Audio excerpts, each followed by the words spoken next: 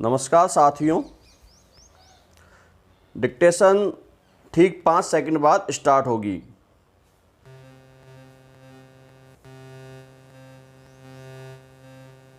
Start. कुछ समय पहले सिनेमा और टीवी धारावाहिकों के चरित्रों की बातें करते हुए मेरी एक दोस्त कहानी के नकारात्मक चरित्रों या कहें खलनायकों से कुछ अधिक प्रभावित दिख रही थी। नायक की जगह खलनायक के प्रति आकर्षण निश्चित ही थोड़ा अजीब लगा मुझे। दूसरी ओर जब नौकरी के कारण गैर हिंदी भाषी प्रांत में रहने की ज़रूरत पड़ी तो मेरे एक वरिष्ठ ने क्षेत्रीय भाषा सीखने के दौर में सबसे पहले उस भाषा के बुरे शब्दों यानी जो अपमानजनक और गालियों की तरह प्रयुक्त किए जाते हैं उन्हें भी जानने समझने पर जोर दिया ताकि आने वाले दिनों में मैं वहां सजग और अधिक सुरक्षित रह सकूं। ये दोनों बातें पारंपरिक लोकाचार में थोड़ी अलग सी लगी। सामान्य तौर पर जीवन में हमेशा अच्छी बातें सीखने पर जोर दिया जाता रहा है।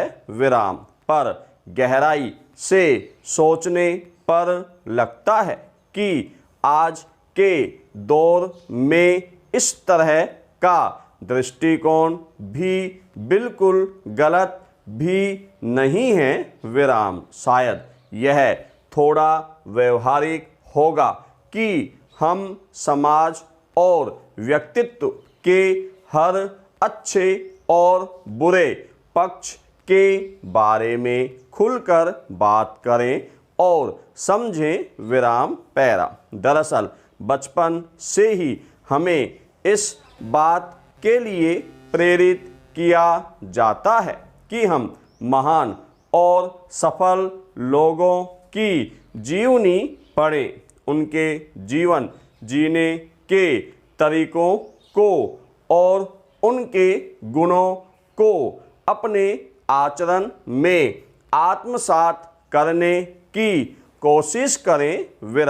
रोजमर्रा के जीवन में भी सकारात्मक चरित्र वाले बहुमुखी व्यक्तित्व के धनी व्यक्तियों के उदाहरण देकर ठीक तरह से आदर्श जीवन शैली और आचरण के महत्व को रेखांकित किया जाता है।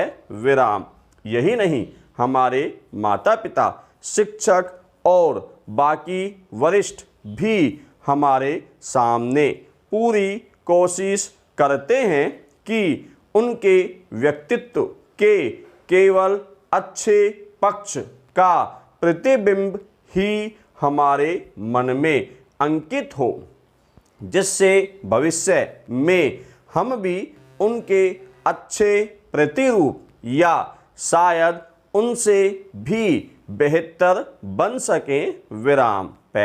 यही कारण है कि सदाचारी, कर्मठ, मृदुभाषी, ईमानदार और सफल व्यक्तियों के आसपास आमतौर पर कोई आलोचक नहीं दिखाई देता जो उनकी कमियों और बुराइयों को इंगित करता हो।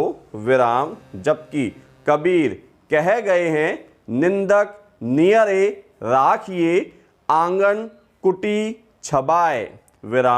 लेकिन शायद यह सब कहानी और किस्सों में बड़ा अच्छा लगता है कि नायक या सिर्फ अच्छे के अलावा संसार में किसी भी बुराई और खलनायक के अस्तित्व को समाप्त ही कर दिया जाए। विराम पैरा।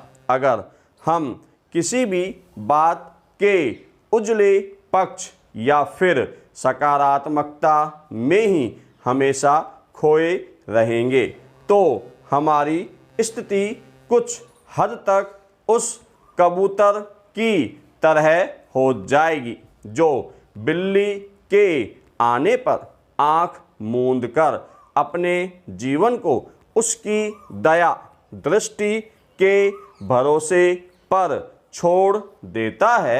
विराम। हम दुनिया को सिर्फ एक चश्मे से नहीं देख सकते, जबकि हमारा अपना ही मिजाज अलग अलग परिस्थिति और व्यक्ति विशेष के संपर्क में आने से बदलता रहता है। विराम पैरा। यह भी समझ लेना चाहिए कि दुनिया में मौजूद लोगों के भीतर कितने ही तरह के डर और अनिश्चितताएं रहती होंगी। विराम। इस तरह से सोचना थोड़ा भयावह हो सकता है, लेकिन जब आसपास खतरे और आपराधिक गतिविधियां चरम पर हों तो खुद को सचेत रखना बेहद जरूरी हो जाता है। विराम। यह समाज भिन्न भिन्न तरह की प्रकृति और सोच रखने वाले लोगों से बना है।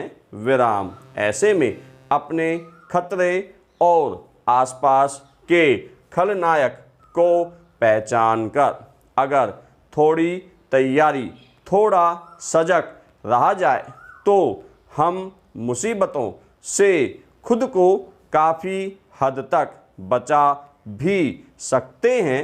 विराम। इसलिए नकारात्मक चीज़ों और खलनायकों को ठीक से समझना उतना ही ज़रूरी है जितना कि आदर्शों और नायकों को हम जानते समझते हैं, उनसे लगाव रखते हैं। विराम। सच यह है कि कई बार नफरत के योग्य व्यक्तियों के भीतर उतरकर भी हम अपने हित के बारे में ही सोच रहे होते हैं। विराम पैरा। इसके अलावा किसी इंसान को मात्र खलनायक भर कहकर तिरस्कृत कर देना भी ठीक नहीं। विराम। हर मनुष्य का व्यक्तित्व अच्छे और बुरे गुणों से मिलकर बना होता है। विराम। हमें ऐसे लोगों की भी जीवन यात्रा पढ़नी चाहिए जो शुरू से नायक नहीं थे, लेकिन किन्हीं परिस्थितियों में उन्होंने खुद को पूरी तरह से बदलकर इतिहास बना दिया। विराम। अपने आसपास ही कितने ही ऐसे चरित्र मिल जाएंगे जिन्होंने बुरी राह छोड़ने के बाद समाज में सम्मानजनक स्थान बनाया है। विराम। यह सब जानकर ही पता चलता है कि कौन सी बात या कौन सा गलत निर्णय लेने से कोई व्यक्ति खलनायक साबित हो जाता है और किन बुराइयों और आचरण की वजह से अच्छे व्यक्ति का चारित्रिक पतन तय हो जाता है। विराम पैरा। सच तो यह है कि हमारी दृष्टि कुछ ऐसी होनी चाहिए कि आदर्श व्यक्तित्व के साथ ही हम विकृत मानसिकता के इंसानों की मनः स्थिति पर भी विश्लेषणात्मक अध्ययन कर सकें। विराम। खलनायक का केवल वध करना ही जरूरी नहीं है, उसके भीतर उपजी बुराई को उसके मनोविकार या बीमारी की तरह लेकर उसकी सहायता में और उपचार के लिए अगर कारगर कदम उठाए जाएं तो भविष्य में बेहतर समाज की कल्पना की जा सकती है। विराम। धन्यवाद साथियों।